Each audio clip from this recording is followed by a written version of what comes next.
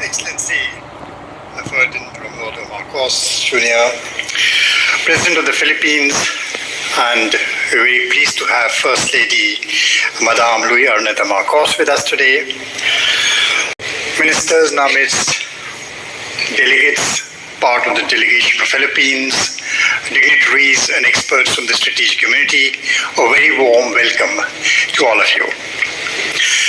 We gather here today as the Indo-Pacific braces for yet another realignment. Perhaps its most profound since the end of the Second World War. The certainties of the past have dissolved.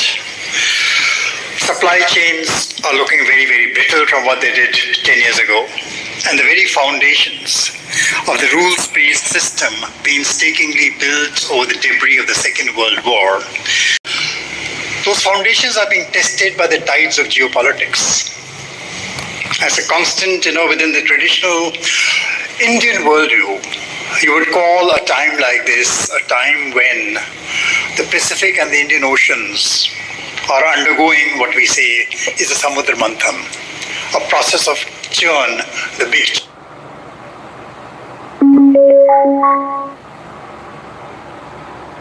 Bakit?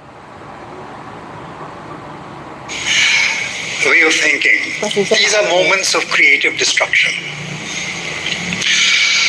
Times when the world needs very skilled navigators who understand the importance of balance, leaders who can recognize and reject the false binaries which surround us everywhere, who understand the difference between independent sovereignty and reject the false binaries between the East and the West, the North and the South. We need leaders who understand the importance of harmony. And since we have an aficionado of music in our midst, and a practitioner for music, President Marcos, right to the years, Bong Marcos, popularly known. That is why I'm going to use a lot of musical metaphors in my speech.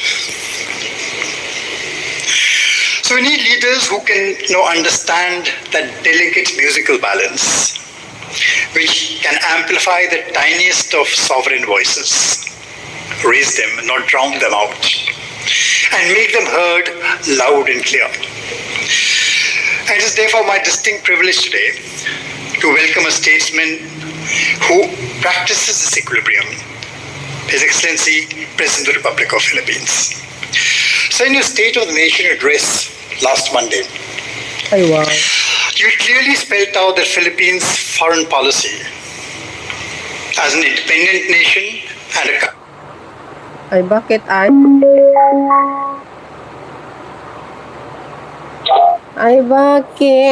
Anong nangyari?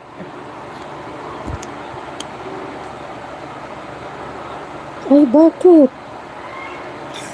As Prime Minister Modi remarked, we are friends by choice and partners by destiny.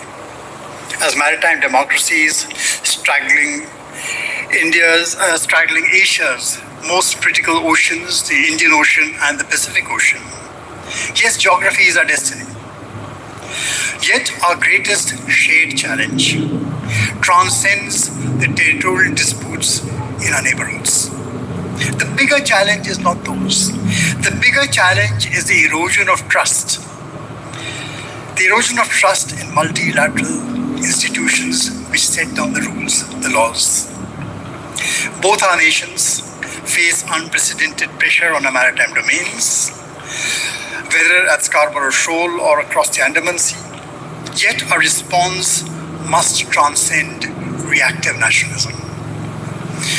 The Philippines' unwavering adherence to the 2016 arbitral award under UNCLOS and India's principal support demonstrates how law must anchor power. A principle ASEAN has championed for generations. And today's address, shifting Indo-Pacific ties, Philippines and India as cross-sea partners for a rules-based order, speaks to the very heart of our shared challenge. His Excellency arrives here yes, as the president of Philippines, but more importantly, Philippines is today getting ready to take over the presidency of ASEAN in 2026 and becomes the steward of ASEAN centrality. And this is, I think, a time when ASEAN itself, that very understated force in the region, actually remains the best hope for rebuilding a fractured international order. As China recalibrates its ambitions, US commitments fluctuate, ASEAN retains the indispensable convening power born out of neutrality that certainly is not passivity. But rather it is one of those strategic fora where I think norms for the future can perhaps be reforged. And under President Marcos' stewardship, the 2026 chairmanship offers at this point of time a historic moment to recenter multilateralism. Yesterday, just a day after the Indian and the Philippines Navy concluded 2 days of joint exercises near the Scarborough Shoal, the two countries signed a slew of agreements, including a declaration of establishing a strategic partnership. Ours is not just a rapidly evolving bilateral relationship, but a partnership that believes in architecting a polycentric regional order where middle powers like ours sustain balance. Now, how can India and Philippines work together to rebuild the cross-sea equilibrium? Very important.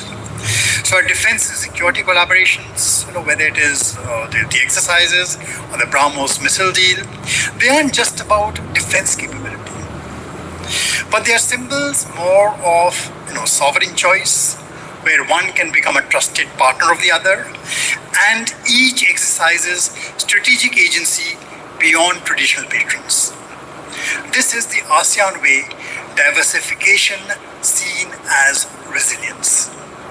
And a maritime cooperation near the Scarborough Shoal also is more about confidence building within ASEAN's normative framework for peace and stability.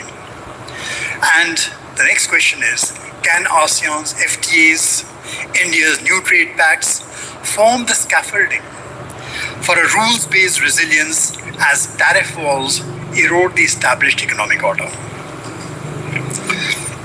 So you lead a nation at the fulcrum of the Indo-Pacific, and lead it with the wisdom to know that lasting security comes not from dominance, but from balance. And that power, if power is checked, rules are upheld, and the smallest voice retains its dignity in the concert of nations, we have done something good. I recall, sir, you were shortly after assuming office in an interview with the Straits Times likened the Philippines' foreign policy to a band where every instrument matters and where you need the bass player to anchor, not to dominate. So, ladies and gentlemen, it's my honor to invite President Bongbong Marcos, a leader whose attitude mirrors that deep, essential musical ethos, deep, steady, essential, and one who knows that in geopolitics, as in jazz, what goes unsupported collapses. Over to you, sir. Thank you.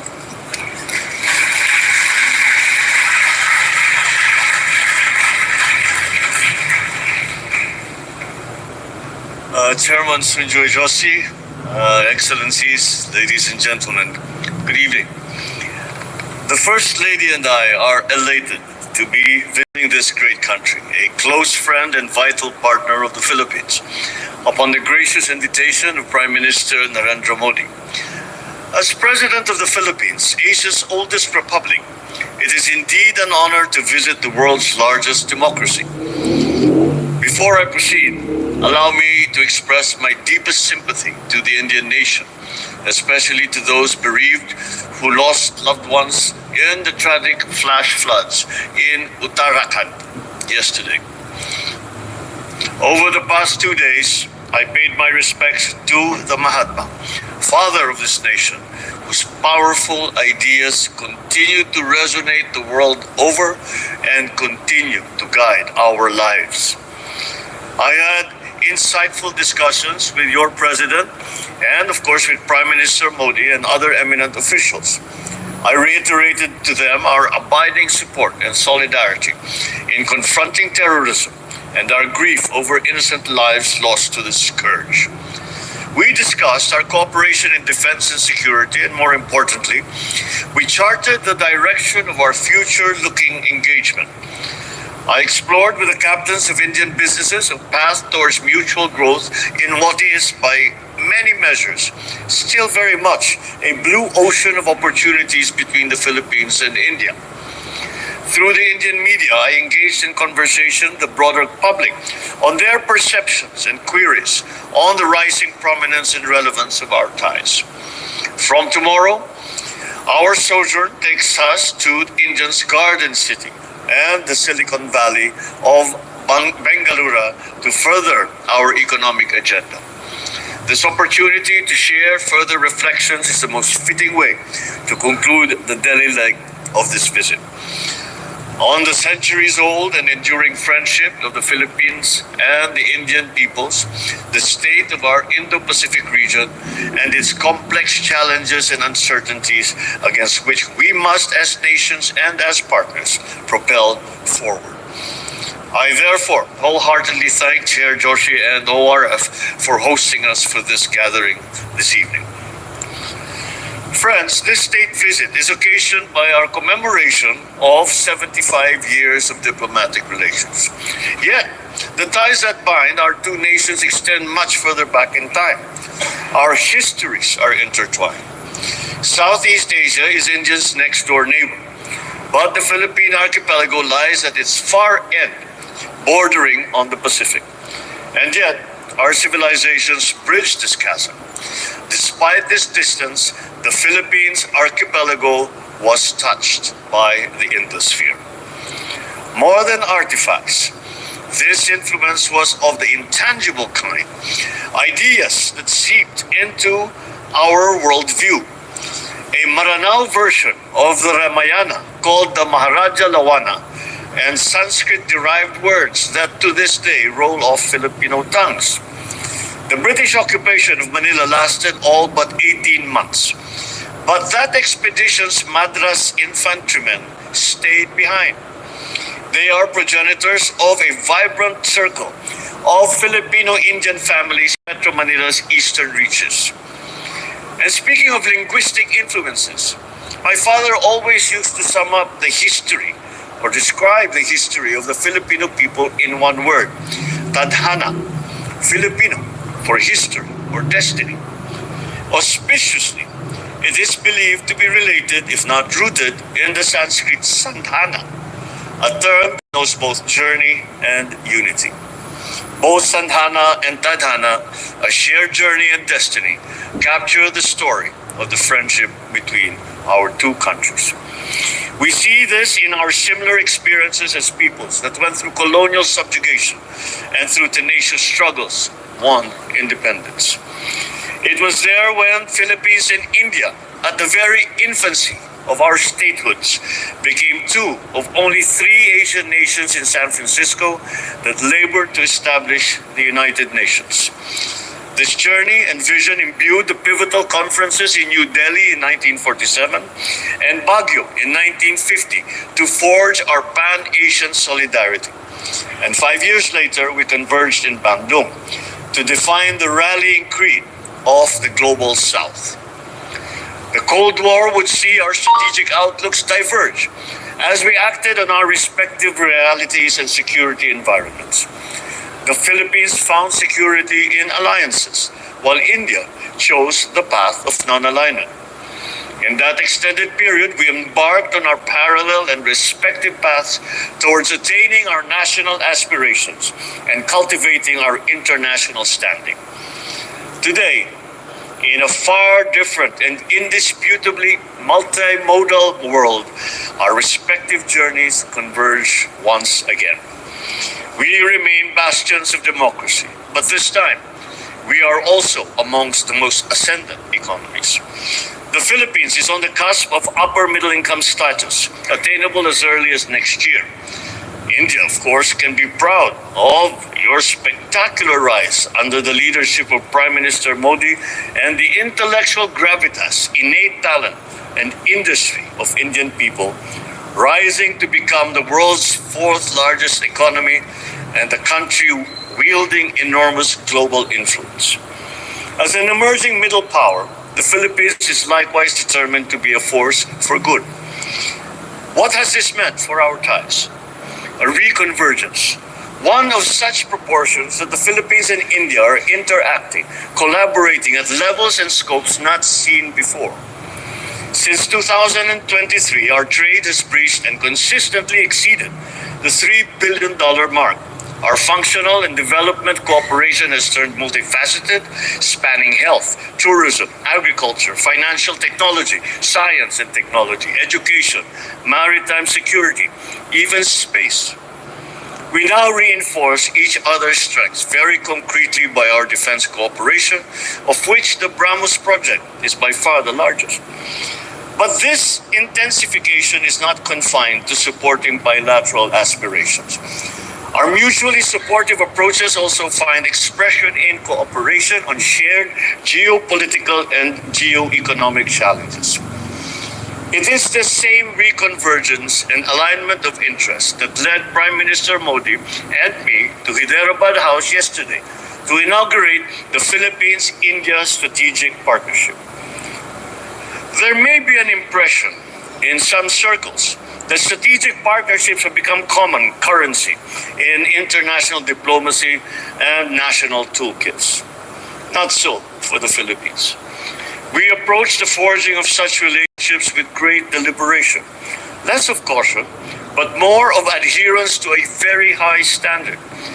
The standards that uphold mutual and strategic trust, a common cause, a clear alignment of interests, and indeed a track record of being responsible players in the international arena and the global commons. Well, India has emerged as one of the countries which the Philippines finds these sterling qualities. Our strategic partnership with India is only our fifth such partnership. After Japan, Vietnam, Australia, and the Republic of Korea, sea lines of communications crisscross the Indian Ocean. Maritime trade to and from the Far East and the Pacific through the Indian Ocean has and continues to underpin our prosperity and our people's aspirations for the last centuries. Safe navigation and security are important, especially for Filipino and Indian seafarers who are on almost every ship plying these historic and strategic routes. I again thank the Indian people and the brave men and women of your Navy through Prime Minister Modi for the kind rescue and succor of our nationals in 2024 after they were attacked by Houthi rebels. We recognize India's influence and first responder role in this critical area.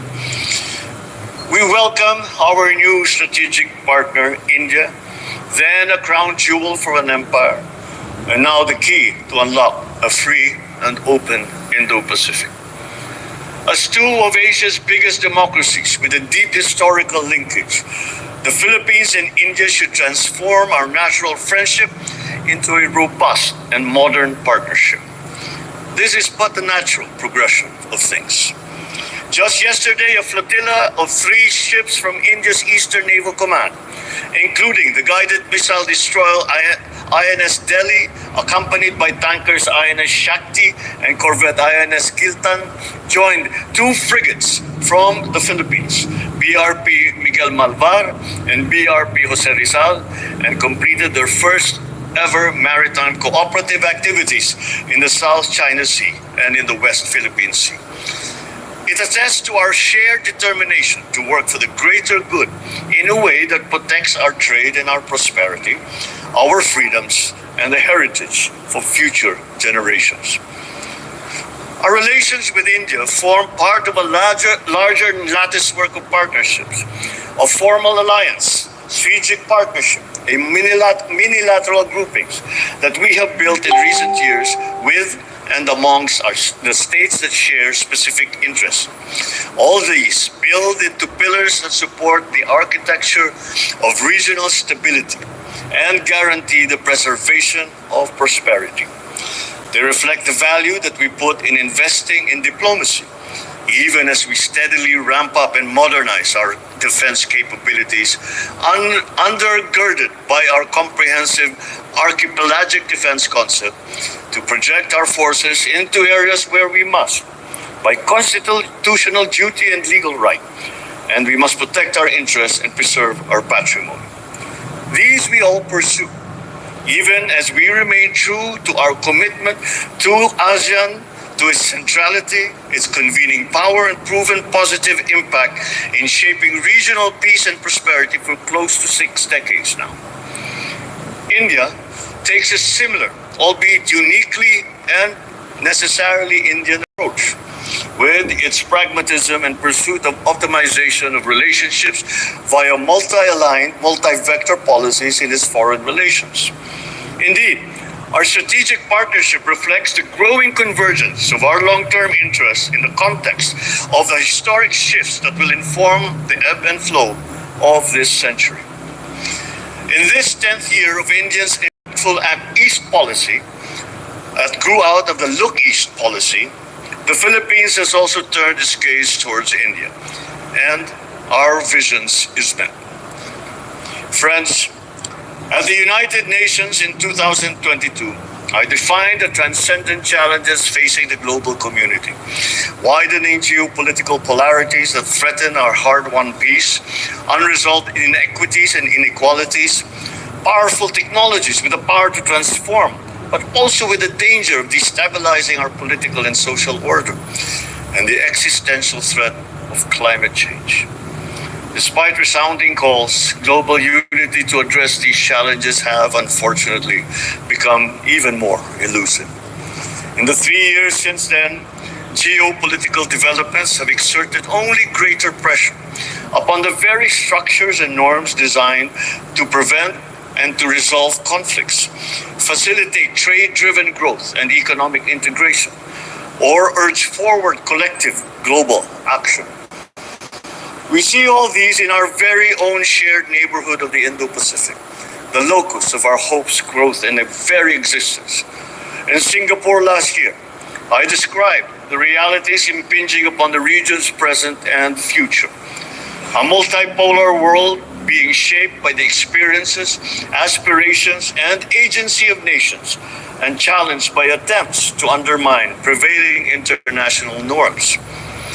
Within this multipolar world, the impact of continuing strategic competition amongst the great powers, which permeates the evolving regional landscape and creates dilemmas that weigh on the strategic choices of regional states.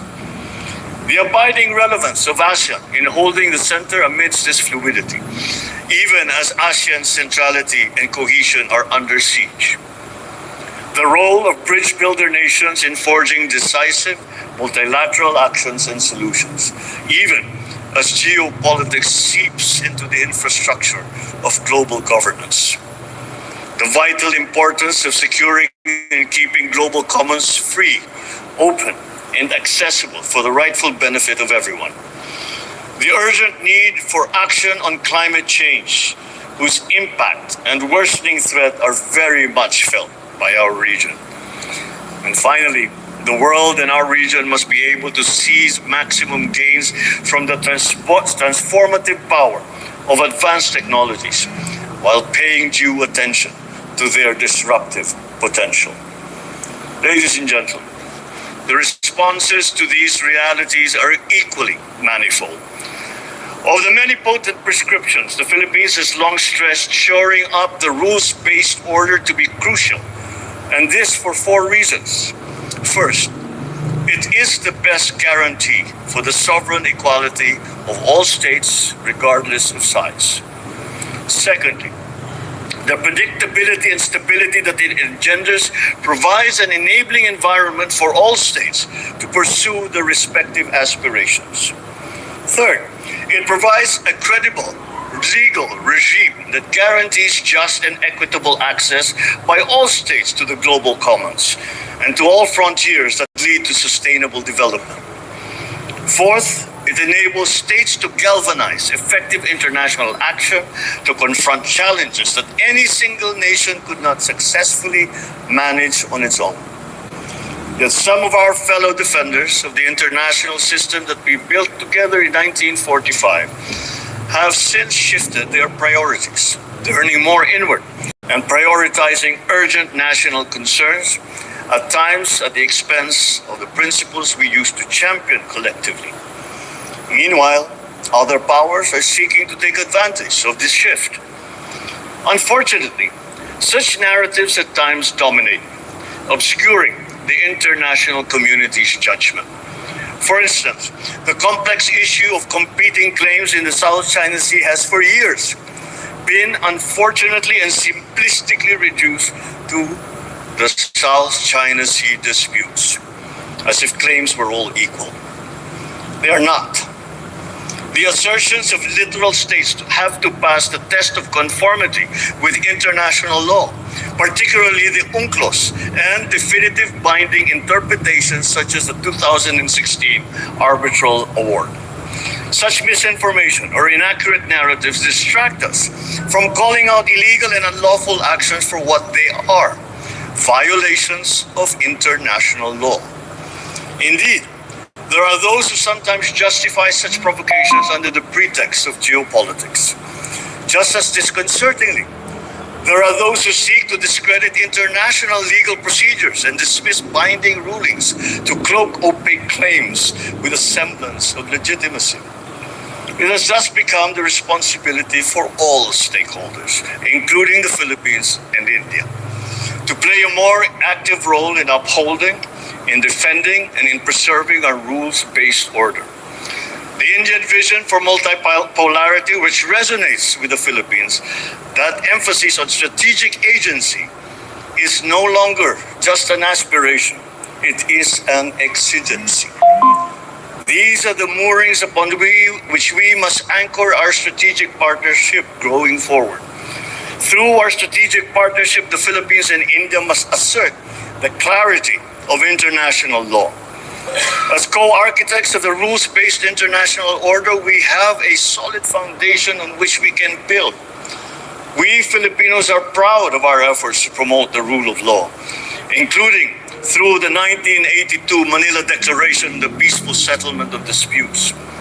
We also find inspiration in India's contributions, example, and its own adherence to the law. For a country with rapidly growing power and influence, India has submitted to the judgment of international tribunals on matters concerning maritime disputes, a model of how a responsible major power and a good neighbor should behave. We see this same responsibility and sincerity in India's Mahasagar vision, mutual and holistic advancement for security and growth across regions, on the basis of trust, transparency, and genuine respect for the rights and interests of all nations in the Indian Ocean region. The Philippines has first-hand experience of this. When our distressed seafarers sailing through the dangerous waters of the Red Sea found safety and humanity in the rescue and aid of the U.S. Navy, of the Indian Navy. Thus, when Prime Minister Modi assures the world that India intends to be Vishwa Bandhu, a friend to the world, we Filipinos feel his and the Indian people's sincerity. So looking ahead, the Philippines and India must continue to work to strengthen the resilience of our world community. Our diplomatic initiatives must buttress the current structures of global governance. These structures must withstand geopolitical shocks, remaining credible as providers of global goods and meaningful venues for nations to find common ground. At the regional level, this means continued centrality of ASEAN in the regional architecture and active engagement by all stakeholders, including India, and in ASEAN-led mechanisms. This also means meaningful linkages between the efforts of ASEAN member states and those of the Indian Ocean region, including collaborating on synergies between the ASEAN Outlook on the Indo-Pacific and the Indo-Pacific Oceans Initiative. In the broader international arena, this entails an even more active leadership by middle powers that have the capacity to reach across political and ideological lines, forge genuine consensus, and lead credible efforts towards decisive multilateral solutions. Our work to strengthen the multilateral system must ensure that the so-called major countries do not exert undue influence.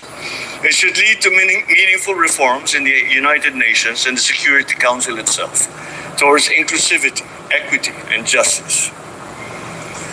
Ladies and gentlemen, earlier I touched upon how the Philippines, as do many other countries, has in its folk literature a version of the Ramayana. This attests to the universal and lasting relevance of this revered and ancient epic from these lands, that it transcends time, distance, and culture. Perhaps this appeal derives from the Ramayana's portrayal not just of friendship and of loyalty, but of such bonds being in the service of righteousness, truth, and of justice. Our Indo-Pacific home is now the world's fastest growing economic hub and the foremost driver of global growth. But the promise it holds for all of us collectively and our respective nations will not be given, but it must be secured. It behooves all of us as individual nations, as agents acting in concert with others, be it in the context of strategic partnerships, formal alliances, or any other framework, to be invested in an Indo-Pacific that is free, open, and firmly undergirded by a rules-based order. True to our common destiny, Tadhana, and in the spirit of Sadhana, our bonds and common journey, never has the Philippines and India been better positioned as now to put our ties in the service of both our peoples, as well as our larger region's future. Prime Minister Modi, with whom I met yesterday, eloquently, brilliantly described the Philippines and India as friends by choice but partners by destiny.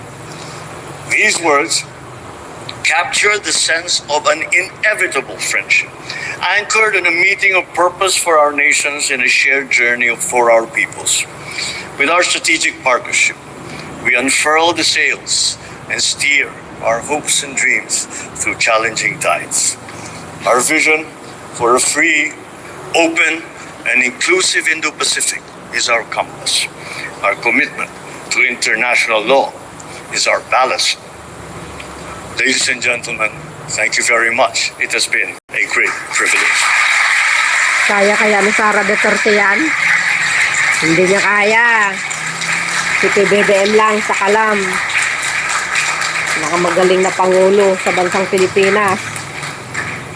Proud ako dahil Pangulo ng Pilipinas. Excellency, for that very rich, layered, and nuanced address on the issues facing Pacific, and you covered a wide array of topics in your address.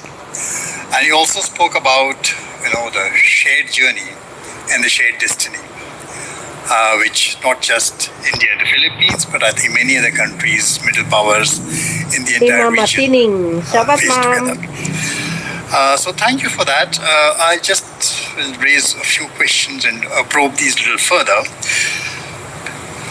You spoke about the strategic partnership between India and the Philippines, which we have just concluded. Now, what are the shared strategic considerations of India and the Philippines which bring them together in this? We are at a point of time when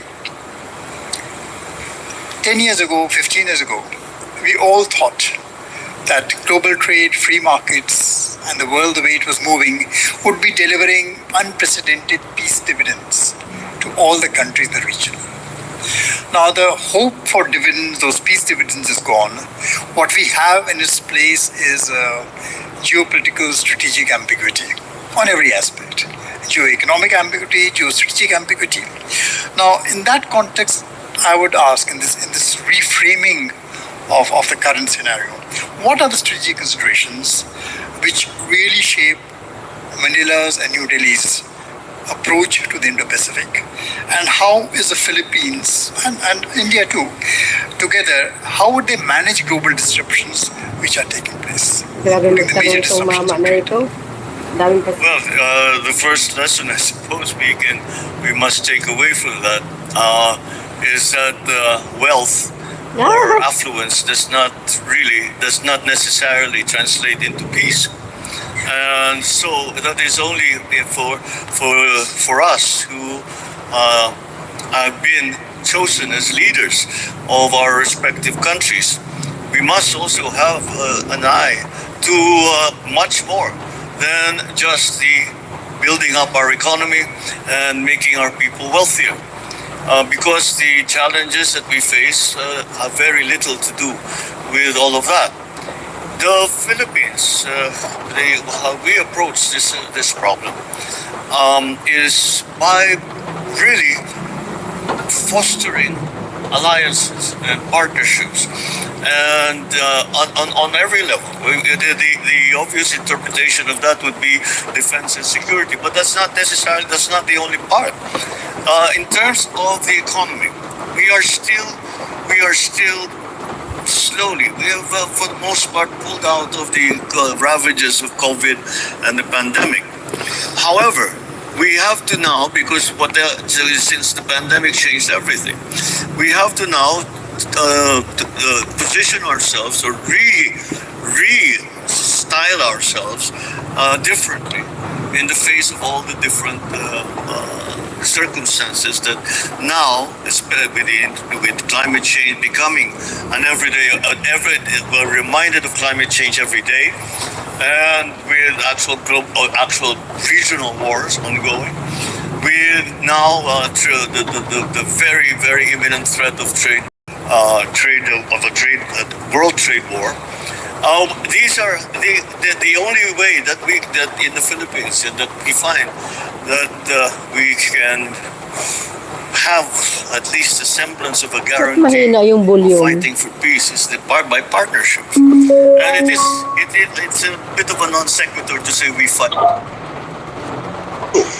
And since we've confronted with that situation, that is the solution that we find will be most effective, and is the proper thing to do, is to form these alliances, put together the coalition of like-minded states who share the same values, who adhere to international law, and who are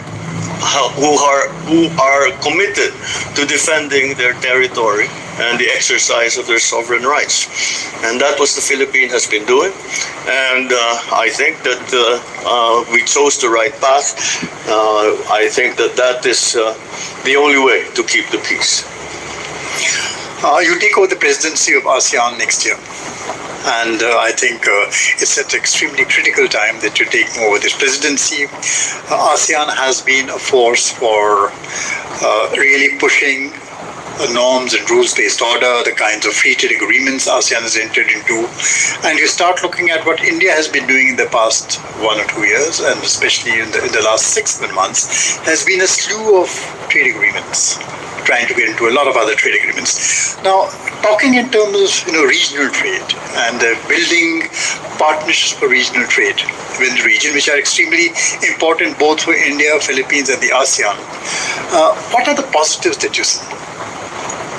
Well, it's not just I think building up on these trade agreements with other countries, what I sometimes describe as non-traditional trading partners,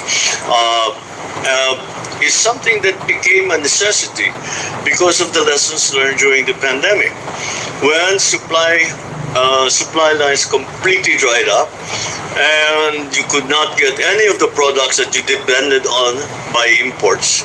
And we were reminded that a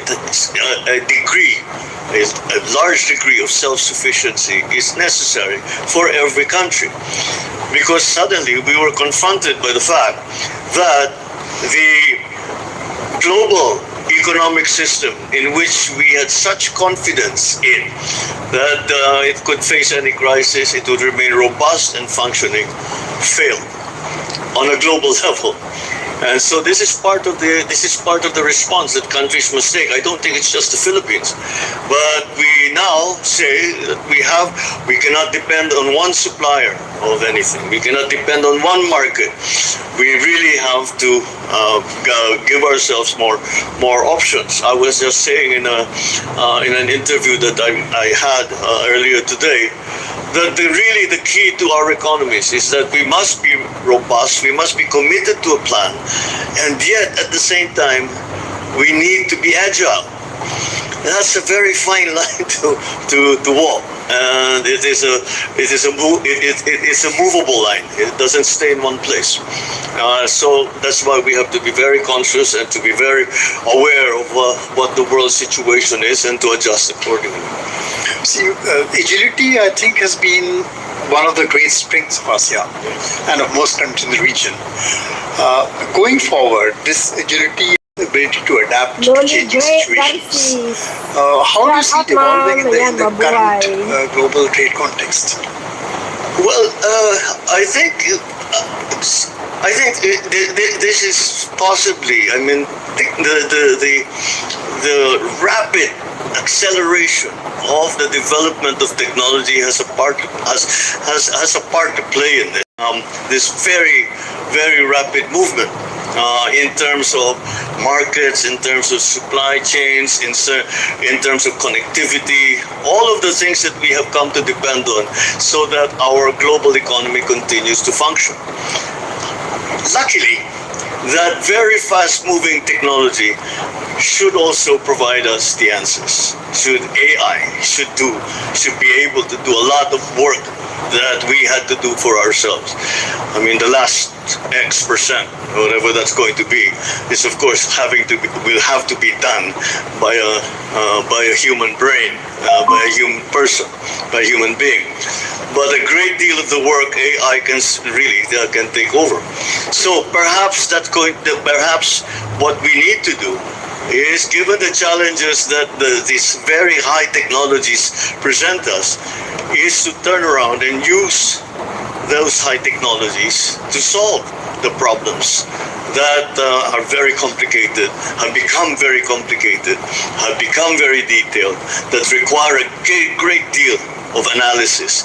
And hopefully these powerful tools that we are developing will be able to help us in that regard. So there is always optimism, but it is very difficult because, in truth, if you ask anyone, even those who spend their life studying the question, where will AI take us? I don't think we have yet to see a definitive answer as to what are we going to be doing in 10 years, in 20 years, in 30 years.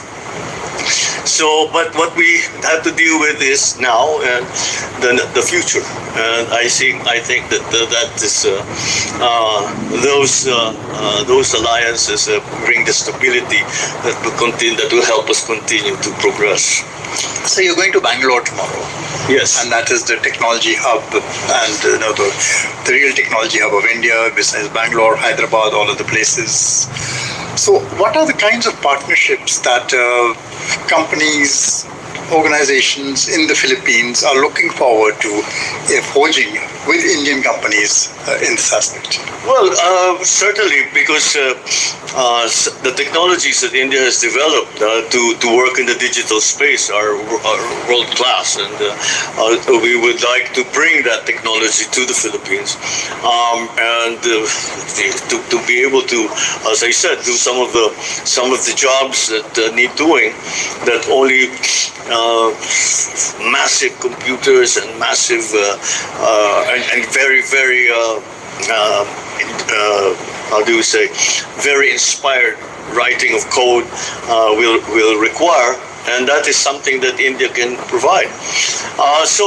But in the case of the Philippines, it's not only a one-way exchange. We are also, I think, we have made so many structural changes to our system of doing business in the Philippines that we also we will invite all the tech companies to come to the Philippines and to see what it is that they can do and provide, because we are of the belief that the Philippines can provide an entry for India into ASEAN. Now, don't get me wrong, India has many avenues of entry already into ASEAN, but we can serve as a hub for many of those operations. We are hoping India will bring to the Philippines and hopefully take it to the level where we can say these investments that were brought in by India into the Philippines are now export industries for the Philippines. And that would be a very fine result for us to have. So you see there are very strong synergies between India's Act East and ASEAN centrality. Well, this is what we're hoping to attain. We have to get to that point where that synergy is happening. We're not yet there. For such active economies such as India and the Philippines, 3.3 billion in trade is far too little, and there's very much we can do. In the time that we've been here, we have discovered many areas, and that at the very least need to be explored, and eventually, if it's worthwhile, need to be developed. So I'm very optimistic. So do you think the current global disruption actually provides an opportunity for us to expand and think actively in terms of expanding our trades, expanding our trade relationships, and thinking of how we can go from 3 to 30 billion? I think it really is a very. It's very much still blue sky, and in terms of the possibilities, because the more when we talk with the economic managers, with our businessmen from the Philippines, and say, what about this? And the more we look, basically, the more we find. Now, that doesn't necessarily mean that everything that we are looking at will be a resounding success, but if you can make a success of a reasonable percentage of that, then we're on our way. That will amount to a great many jobs that will be created in the Philippines. That will be a great, a good amount of income for the Philippines. There will be, hopefully we get to the point, as I said, to export these products and all that. And so, again, it looks like it is very much up to us to pick and choose what areas. We are not limited by, not very much. We used to be limited by the distance between India and the Philippines. It's 2025. Distance doesn't matter anymore. So shall we say, difficulty is removed now, and so. But then it's not only in the tech industry. So this applies to so many in the healthcare industry, pharma industry. We're talking about agriculture, space. I mentioned in my speech. So it's the gamut of and this is just business. There's also defense and security. There's also all the other things that we can work on together. But we will, and if we continue on this path and we continue on this trajectory, we will find that synergy. Thank you very much for those answers which I got. My last question is really more to get a reaction from you. You spoke about the importance of middle powers and what middle powers, the role they should be playing and can be playing. How can middle powers actually again recenter a multilateral order and get it back? How optimistic are you about it? I'm the eternal optimist. Because if you lose that optimism, then you stop working. So if you give up, you've given up hope. Once you've given up hope, you don't continue working, and for whatever it is that you've been looking for. So yes, I maintain a healthy but cautious optimism, and but once again, the only way for middle powers to assert themselves are through being allied together and speaking, and many states, many middle powers speaking with one voice. And if there are enough of us, then that voice will be loud enough to be listened to by everyone else in the world. So may these partnerships grow and we move into a much better and more coherent world order with this momentum. I love your optimism, and I hope all the best to you and all of us. Thank you so much for being here. It was a pleasure having you address this audience. I know you're running late, so we've not been able to take questions from the audience, but we hope to welcome you again very soon in our midst. Well, I hope to be back there to come and visit with you again. Thank you very much. Thank you so much. Thank you for listening. O, diba guys? Saan kayo dyan? Thank you so much, Your Excellency, Mr. Joshi. If I can now invite both of you to join us right outside in the holding room. The rest of the audience, I will request everyone to please remain seated. We do have some security protocols. Of course, the Philippine delegation will, your colleagues will guide you. But President, Mr. Joshi, if I can invite you to the holding room. Thank you so much. If I could request everyone else to please remain seated, we have some... O yun mga bes. See you again. Bye-bye.